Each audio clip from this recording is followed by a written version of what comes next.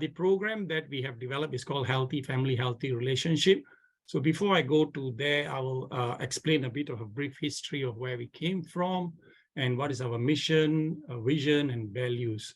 So our vision is our families are safe, happy, healthy, informed, and empowered. And we will raise, our mission is to raise awareness of family violence and available support among the community, empower and educate our families and communities to prevent family violence, elevate the voices of families to advocate for a system better equipped to meet community needs. Now, the values, we are committed and passionate professionals. We value diversity, equity, and collaboration. We conduct ourselves with empathy, impartiality, and integrity. Our details on the right. You can visit our website and our Facebook page.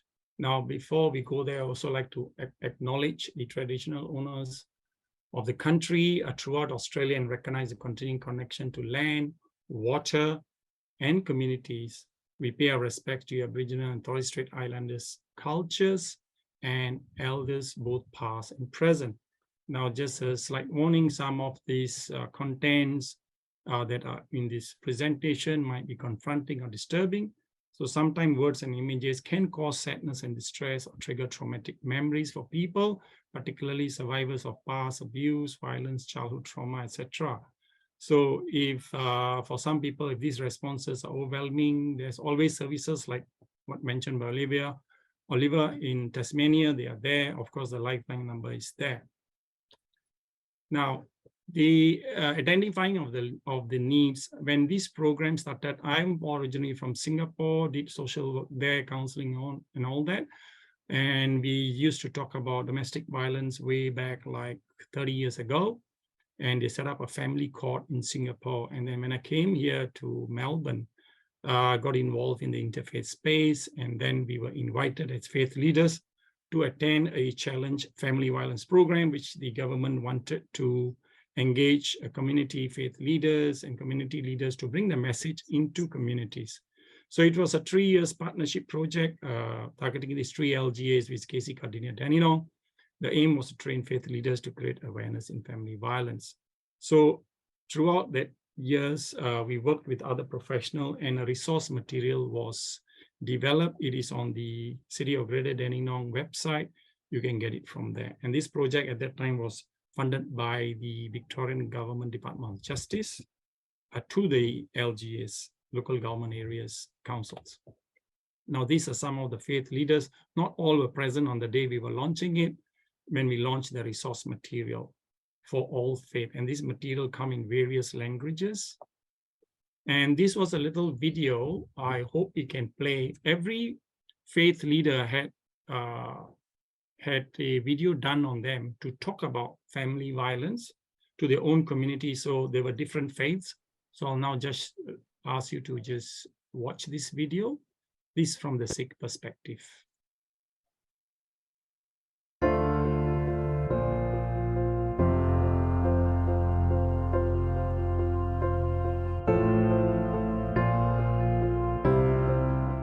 Vaheguru Ji Ka Khalsa, Vaheguru Ji Ki Fateh. My name is Jasbir Singh Suropada. I'm from the Sikh Interfaith Council, Victoria. Now we are here to talk about the family violence issue. Now, family violence is a national issue across all communities. It affects the very fabric of family, community, and society. And as a country as a whole, because from family goes to community, from community goes to society, and then it affects the whole country. When I attended the Challenge Family Violence training, I was shocked to find that a woman is killed in Australia every week by a partner or ex-partner, and 95% of the police cases where the intervention was done, the perpetrator was a male and the victim was a female. So family violence survivors may be reluctant to approach other channels to get help. So the faith community can provide easier access to help services, because faith leaders, when they create this awareness within the community, then it gives victims more kind of confidence that it's okay to come forward and report a family violence that is happening. Being a role model gives faith leaders a better kind of, you can say, positioning to break these barriers and stereotyping, to encourage victims to come forward and report and seek help when they need help. The foundation of Sikhism is built on equality of all humans, irrespective of gender, faith, culture, creed. Everyone has to be respected. And in our faith, women play an important role. Everybody has a role to play, and women are equally respected where the faith is concerned. And even the women can lead the congregation in a prayer in a place of worship in the Sikh Gurdwara. It's written, from women, man is born. Within women, man is conceived. Here, the Sikh scriptures, our Guru, brings women to the equal status with men, that women should be equally respected. Now, if we have faith in God, and that same God that we call God, Allah, Ram, so on and so forth, God has got many names, but there's still one God. And that same one God exists in women and children. Hence, we need to respect them as well, because if we have faith in God, then we need to have that respect for the women and the children. And God bless all. Thank you.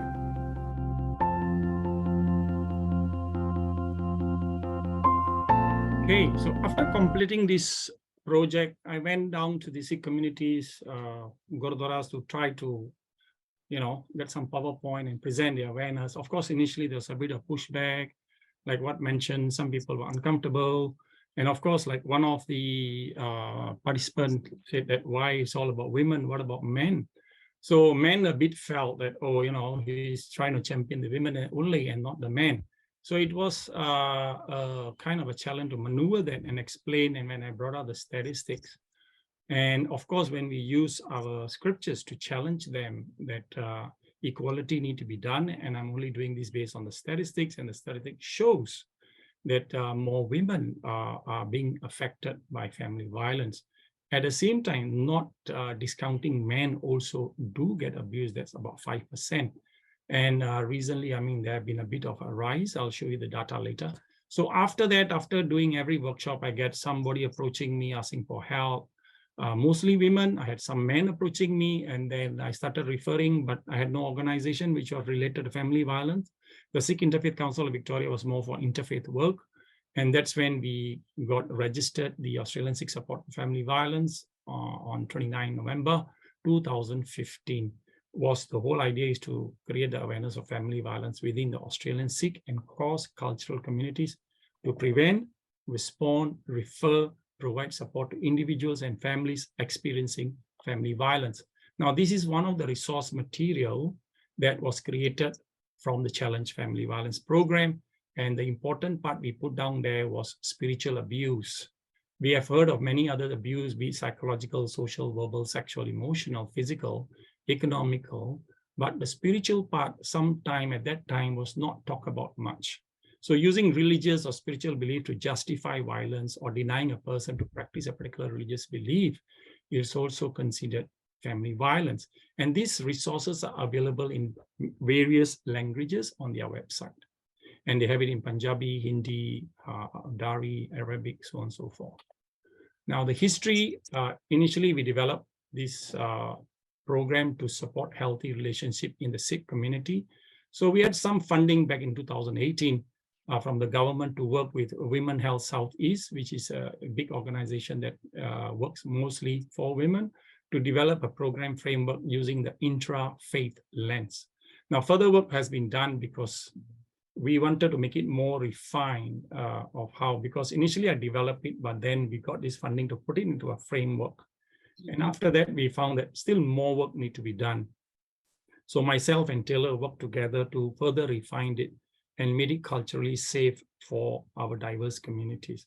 So then we advertised for 10 volunteers. 10 came up at that time, community educators who were trained in the Train the Trainer program to deliver the Healthy Family, Healthy Relationship program to their own respective communities. The program runs for a total of 9 hours. That is 3 days, has been delivered across Victoria and interstate and internationally. I've been to UK, Canada, and done, and the overwhelming response. So it's normally once a week, they go back and practice and come back, and then we discuss further. So it's about over 3 weeks, 3 hours per session. Why is it needed? There is an increasing rate of family violence within our community, and many instances remain unreported. People from migrant and refugee background face a higher risk of experiencing family violence and face more barriers to getting help. The diverse communities lack access to culturally safe prevention education. Limited research on primary prevention in faith communities. There's a need for an approach that recognizes the importance of faith setting as an enabler for gender equity and prevention of family violence. A need for tailored specific approach to prevent family violence that is collaborative and owned by the community. We want to build community connections, improve family dynamics, stop and prevent family violence. And this is the short statistics that we had recently. I mentioned before, 1 woman is killed every week, but 1 man a month was also killed by a current or former partner between 2014 and 16. Now that is another news which not many people talk about. In Victoria, 1 in 5 women and 1 in 3 men did not access services in response to family violence. So this is between the period of time that is stated above. So from July 21 to June 22, there were 90,557 family violence incidents just in Victoria. There were 5,400 in just one LGA, which is called KCA. Another one is Cardinia. These are all LGAs which are next to each other, different suburbs. And Dandenong, being the most diverse community, has 2,500 between that period of time. Now, the program design is co-designed by community, for community, was with input from diverse community members, and program includes culturally safe and relevant language and examples, tailorable to each community, so community educators can deliver the program in language and use their religious teachings to promote gender equality and respectful relationship. We use a strength-based approach. That's how it's designed to allow extended families to participate together and identify each other's strength to better support each other in implementing learning with practical tips throughout the program and beyond. We use videos, audio-visual discussion. It's very interactive. There's a lot of humor and laughter. And we do group agreements to also create a safe space for them to openly discuss issues. Now, this is an example of how we include the intra-faith lens. This is from our scriptures on the left. I will just read the right side, which says, from women, man is born, within women, man is conceived, to women is engaged and married. Woman becomes his friend, through woman, the future generation come. When someone dies, he seeks woman. To woman, he's born, so why call her back? From her, kings are born. From woman, woman is born. Without woman, there will be no one at all. O Nanak, only the true Lord is without a woman. This is in the Holy Six Scriptures. And similarly, when we run with the Muslim, Afghani, or Arabic community, they quote the Quran, and for the Hindu community, they quote their scriptures, so on and so forth. Now, newly arrived and long-time residents alike can benefit. Targets behaviors and issues that can be intergenerational, because from where they come from. Community educators complete the training prior to delivering it so that they can use their experience in facilitation. Opportunities to reflect and feedback provided for participants at the end of each session to ensure the program continues to meet community need. Cover topics including gender equality, family violence, respectful relationship, respectful communication, positive parenting, challenges faced with migration. Now, these are big things. Now, we might talk about family violence, but sometimes family violence can also be triggered when parents are struggling to manage their kids. So that's why we put in the positive parenting element within it. And of course, migration is another challenge. You know, when they come from a different country totally to a new area, assessing services is one challenge, and adjusting psychologically can also affect them. And we do evaluation and monitoring, which is embedded in the program to assess its effectiveness over time. Now, the aims and outcomes is to empower families to achieve healthier relationships, and prevent family violence from occurring. The program also aims to help families to maintain and find a balance between their culture and values and the Australian law requirements, because we don't want them to lose their values and culture, which is so very important. Normalize the struggle with migration and changing gender roles, because when they come here, things can be different. Get people talking about gender equality by using examples they relate to, raise awareness of what constitutes family violence and the help that is available, because many of them are not even aware of some of the things they do constitutes family violence. Now, this is a data that we had so far recently when we program. Participants' knowledge of family violence increased by 67% over the program. 44% became more confident to seek help and report family violence incident. And about 66% became more confident to talk about and promote gender equality within family or community. And 31% became more confident to manage conflict with a spouse. 33% indicated less shouting, more respectful communication over the course of the program. And 35% more confident to respond positively to their children's behavior. Now, we wanted to give you an example of, how does it look like? So I don't have time, like we might ask them, share the challenges you and, like for you professionals, your client face, or when they migrated to Australia, it could be a challenge experience over the journey. What are the traditional roles of men in a family? What are the traditional role of a woman? Have these roles changed over time? How are they different from before and after migration? How has that impacted the changes over that have over their relationship? How has it affected their relationship? The aims of this activity is to create a safe space for participants to openly express something that they may not have shared before. Now, there was a group that I was running, and the wife and the husband shared something, and they said, we've been married for 17 years. I've never knew my wife was keeping this in her heart, and just carrying that feeling, and vice versa, the wife said about the husband. So there's a lot of discoveries when they feel that we have created a safe space and a platform where they can openly talk without being judged. So in practice, some of these questions are asked in small groups, in safer space to empower them. So we break them into men's group, women's group, and then they come back and share to see each other's gender's perspective and respect both genders. Create understanding, empathy between participants who have not realized others are facing similar challenges and that is affecting them in similar ways.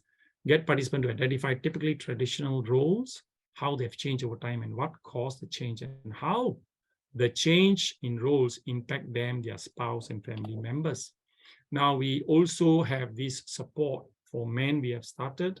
We will call it men's space, where we find a space and we send this flyer out, and then we have men from various communities come together and we talk about the issues, because I find that everybody talks about, women need help. Rightfully they do, and they must be helped. But at the same time, the question is, where's the problem? I'm not saying men are the problem, but every time it is shown that men are the problem. Now, if a man is not worked with, yes, we can send them to all the different courses, men behavior change.